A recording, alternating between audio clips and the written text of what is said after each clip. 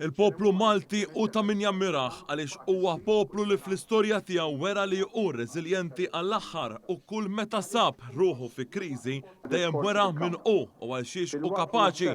Dan intqal mill-Speaker tal-Parlament Anġlu Farrugia meta għamel diskors fiċ-ċeremonja li fakret lil ħutna Maltin li tilfu ħajjithom fl-irvellijiet tas-7 Ġunju 105 sin ilu. Dwar il-gwerer fl-Ukrajna u fil-fatt nofsani l-Speaker tal-Parlament Anġlu Farrugia sostna li ħass il-ħtieġa li jipparteċipa bl-aktar mod b'saħħtu fil-fora internazzjonali fejn wassal il-messaġġ tal-paċi u favur id-diplomazija. Sostna li jemmen bisħieħ fil-wol li għandu l-Parlament Malti biex b'kull mezz possibbli ikompli jaħdem għal paċi fost il-ġnus. Hawnhekk l-Speaker għamel osservazzjonijiet sabiex l-ogħla istituzzjoni tal-pajjiż tkompli tkun effettiva.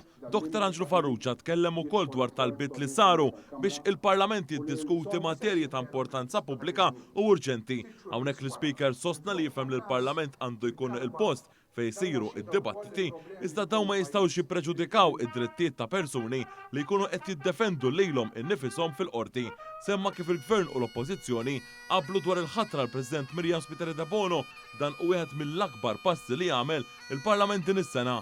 Preżenti għal din iċ-ċeremonja kien hemm l-ogħla awtoritajiet tal-pajjiż fosthom il-Prim Ministru Robert Abela u l-kap tal-Oppożizzjoni Bernard Grech. Dawn poġġew il-fjuri quddiem il-monument tas-7 Ġunju.